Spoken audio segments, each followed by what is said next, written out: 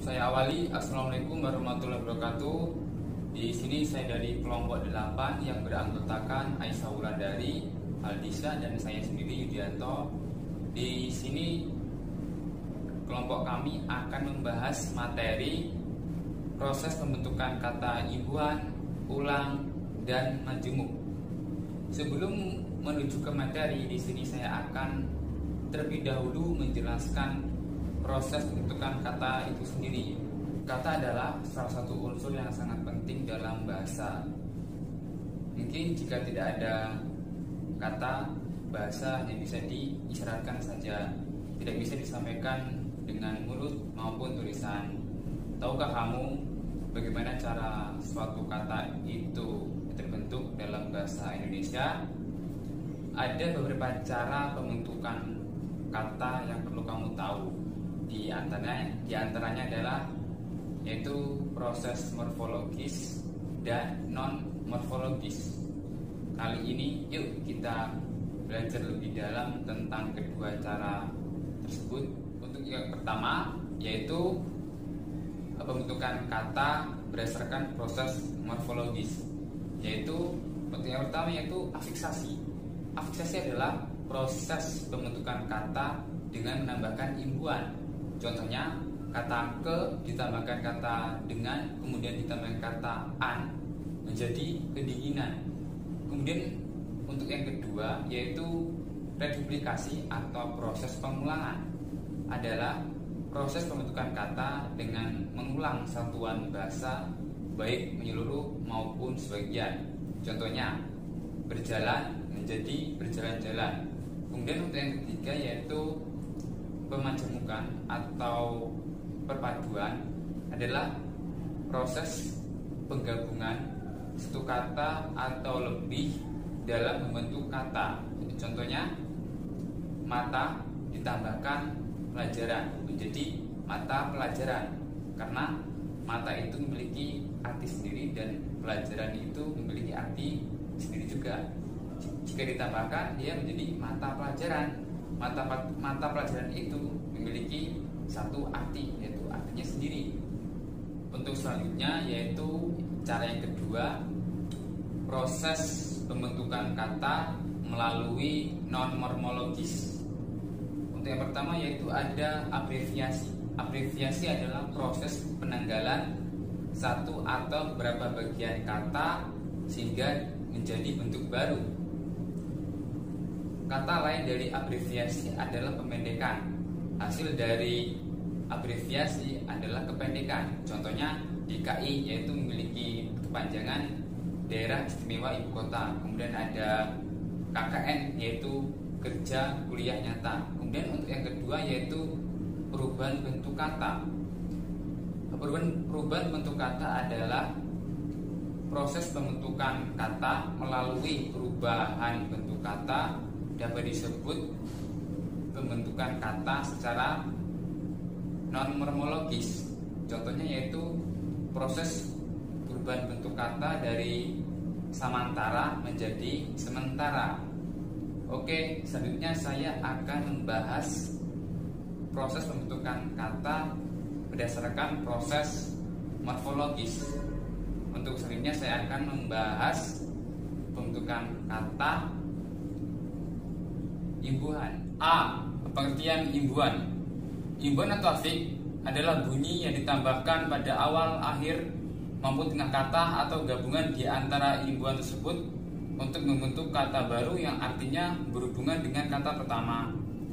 Afik dapat dibagi secara formal menjadi 3 bagian utama sesuai dengan posisi yang didudukannya dalam hubungannya dengan morfem dasar, yaitu prefik, infik, dan sufik. Sedangkan dari segi penempatannya, afiks-afiks tersebut dapat dibedakan menjadi beberapa kelompok. Selanjutnya untuk yang B, fungsi imbuhan. Pemakaian imbuhan dapat mengubah kelas kata. Kata benda misalnya setelah diberi imbuhan bisa menjadi kata kerja, kata sifat, atau kata lainnya. Contoh, batu. Batu itu kata benda, kemudian diberi imbuhan mem menjadi membantu. kemudian dia menjadi kata sifat. Sedangkan untuk cantik, dia itu kata sifat kemudian ditambahkan se-nya menjadi secantik-cantiknya. Itu kemudian dia menjadi kata keterangan. Kemudian fungsi imbuhan untuk yang pertama yaitu dia membentuk kata bilangan yaitu se dan ke. Contohnya 10 dan kedua. Untuk yang kedua membentuk kata keterangan yaitu se-nya, nya, an. Contohnya sepertinya, habis-habisan, seindah-indahnya, dan lain sebagainya. Kemudian untuk yang ketiga membentuk kata benda yaitu pen, per, ke, isme, wan, sasi, penan, pean, peran, dan kean. Contohnya pelaut, pe ditambah kata pe dari kata dasar laut menjadi pelaut.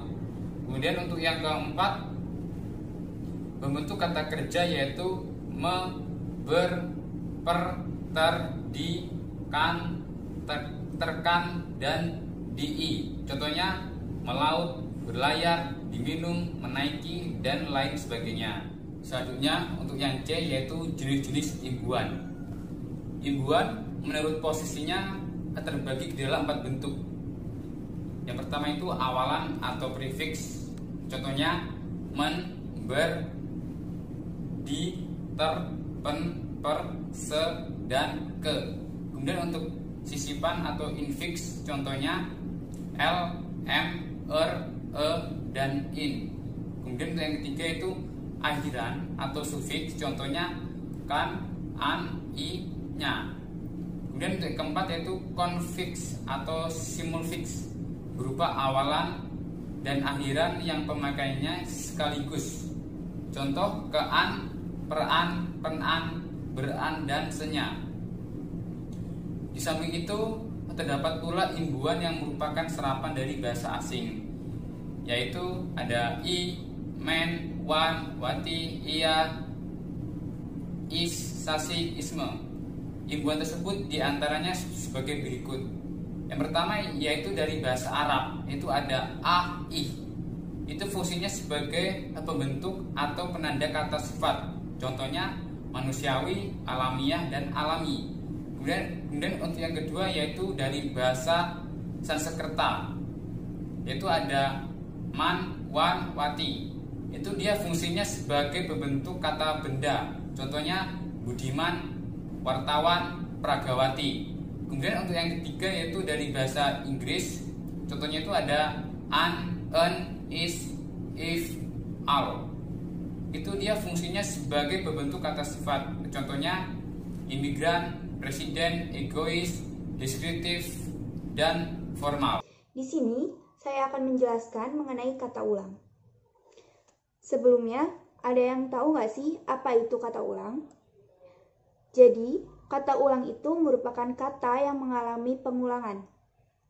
Menurut Darlen tahun 2009, reduplikasi atau proses pengulangan ialah pengulangan bentuk, baik seluruh maupun sebagian, baik dengan variasi fonem maupun tidak.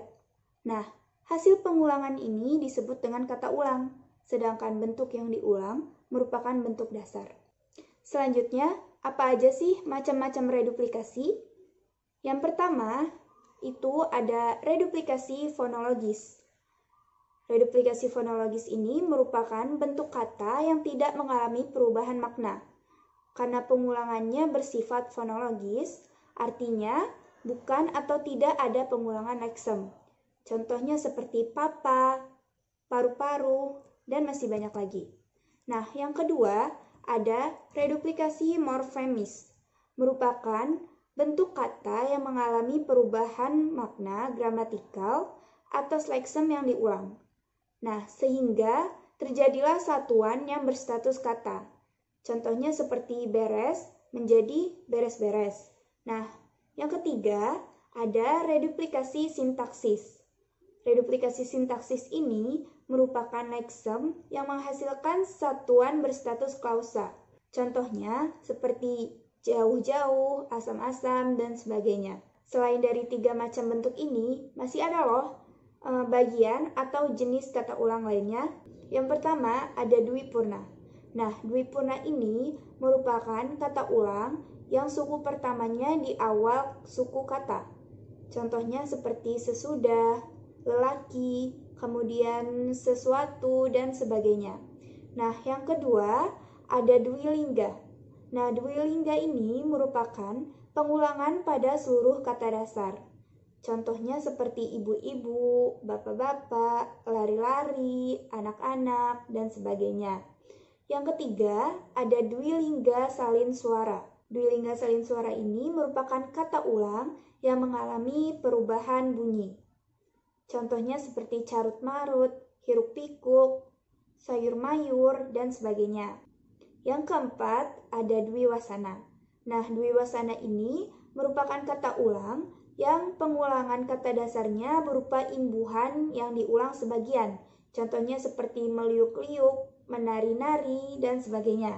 Dan yang terakhir, yang kelima, ada trilingga. Trilingga ini merupakan bentuk pengulangan kata yang diulang sebanyak 3 kali dan memiliki variasi bunyi. Contohnya seperti cas, cis, cus, dar, der, dor, dan sebagainya. Nah, dari banyaknya bentuk atau jenis-jenis kata ulang tadi, kata ulang sendiri memiliki arti atau makna perulangan. Yang pertama, ada bermakna paling. Nah, contohnya seperti sebanyak-banyaknya, itu bermakna paling banyak. Kemudian sepintar-pintarnya bermakna paling pintar. Kemudian sebaik-baiknya bermakna paling baik, dan sebagainya. Yang kedua, ada bermakna tiruan. Contohnya seperti ayam-ayaman, bermakna tiruan dari ayam. Terong-terongan, bermakna tiruan dari terong, dan lainnya. Yang ketiga, ada kata ulang bermakna sering. Contohnya seperti diburu-buru, itu berartikan sering diburu. Kemudian dikejar-kejar, berartikan sering dikejar, dan lainnya. Kemudian yang keempat, ada bermakna sangat. Contohnya seperti baik-baik, berartikan sangat baik. Kemudian ada sehat-sehat, berartikan sangat sehat, dan sebagainya. Yang kelima, ada bermakna saling. Contohnya seperti kejar-kejaran. Nah, itu berarti atau bermakna saling kejar. Nah, kemudian lari-larian. Itu berartikan saling berlari. Nah, selanjutnya ada bermakna banyak. Contohnya seperti orang-orang, maknanya yaitu banyak orang. Yang keenam, ada bermakna hal. Contohnya seperti tulis-menulis, berartikan dalam hal menulis. Kemudian ketik-mengetik, berartikan dalam hal mengetik. Yang ketujuh, ada bermakna seenaknya. Contohnya seperti bernyanyi-nyanyi, hal ini bermakna atau berarti seenaknya saat bernyanyi. Kemudian menari-nari, hal ini berarti seenaknya saat menari. Kemudian yang ke-8, ada bermakna meskipun. Contohnya seperti malam-malam datang ke rumah. Hal ini bermakna meskipun malam tetap datang ke rumah. Nah, kemudian bermakna agak. Contohnya seperti kemerah-merahan. Hal ini bermakna agak kemerahan. Ada pula kebiru-biruan. Hal ini berarti agak kebiruan, dan sebagainya. Dan yang terakhir, yang ke-10, ada bermakna macam-macam. Contohnya seperti pohon-pohonan. Hal ini bermakna atau berarti bermacam-macam pohon. Kemudian sayur-sayuran. Hal ini berarti atau bermakna bermacam-macam sayur. Kemudian ada pula tanam-tanaman. Hal ini bermakna atau berarti bermacam-macam tanaman, dan lain sebagainya. Proses pembentukan kata majemuk. Pemajemukan adalah suatu proses pembentukan kata-kata baru dengan menggabungkan dua kata atau lebih. Tidak hanya itu, pemajemukan adalah suatu proses yang mencakup penggabungan dua kata dengan atau tanpa afiks untuk menghasilkan suatu kata baru. Konsep pemajemukan menurut ahli inilah yang dikenal dengan nama kata majemuk. Cara yang biasa digunakan untuk mengklasifikasikan kata majemuk ialah berdasarkan fungsi yang dimainkannya dalam kalimat sebagai nomina, verba, adjektiva, dan sebagainya. Kata majemuk dapat diklasifikasikan ke dalam nomina majemuk, verba majemuk, adjektiva majemuk, dan adverbia majemuk sesuai dengan fungsinya. Dalam tata bahasa baku bahasa Indonesia, terdapat penjelasan bahwa kata majemuk adalah gabungan morfem dengan kata atau kata dengan kata yang menimbulkan pengertian baru dan khusus. Kata majemuk dapat terbentuk dari penggabungan kelas kata yang sama maupun dari kelas kata yang berbeda. Makna yang dihasilkan pun dapat berupa makna yang berkaitan langsung dengan makna leksikal unsur-unsur pembentukannya maupun makna baru yang tidak berkaitan langsung dengan makna leksikal unsur-unsur. Adapun ciri-ciri dari kata majemuk adalah yang pertama, tidak bisa disisipkan kata lain. Sebagai contoh, kata mata air tidak bisa disisipi mata pada air atau mata untuk air. Keduanya memiliki makna yang berbeda. Yang kedua, tidak dapat ditukar posisi katanya. Sebagai contoh, kata kereta api tidak dapat ditukar posisi menjadi api kereta. Keduanya memiliki makna yang berbeda. Yang ketiga, tidak dapat diperluas atau diberi imbuhan. Sebagai contoh, kata kambing hitam tidak dapat diberi imbuhan menjadi kambing hitam, namun dapat diimbuhi dengan awalan dan akhiran menjadi mengkambing hitamkan. Jenis kata majemuk sesuai dengan bentuk penulisannya. Yang pertama, kata majemuk senyawa, yaitu apabila tiap unsur kata digabung, contohnya matahari, kacamata, dan segitiga. Yang kedua, kata majemuk tidak senyawa, yaitu apabila tiap unsur kata dipisah, contohnya mata air, harga diri, dan kereta api. Dan juga jenis kata majemuk sesuai dengan maknanya itu pertama, kata majemuk beridiom, yaitu kata majemuk memiliki makna baru yang berbeda atau melenceng dari makna kata dasarnya, contohnya buah hati dan angkat kaki. Yang kedua, kata majemuk semi idiom, yaitu kata majemuk yang masih bisa ditemukan makna asli dari kata dasarnya, contohnya rumah sakit dan orang tua. Kata majemuk adalah jenis kata yang spesial karena dia tidak terdiri dari satu kata saja, melainkan gabungan dari dua kata yang masing-masing memiliki makna, akan tetapi setelah digabung, dua kata tersebut melebur dan membuat makna baru. Dan di sini saya akan memberikan contoh kata majemuk. Yang pertama, rumah sakit. Rumah sakit merupakan sebuah tempat perawatan untuk orang sakit. Yang kedua, kacamata, yaitu suatu benda untuk membantu mata dalam penglihatan yang berbentuk kaca lensa. Yang ketiga, kaki lima. Kaki lima yaitu pedagang yang melakukan kegiatan berjualan di pinggir atau trotoar jalan. Yang keempat yaitu lahir batin. Lahir batin yaitu merupakan segala sesuatu yang berkaitan dengan badan jasmaniah dan hati atau jiwa.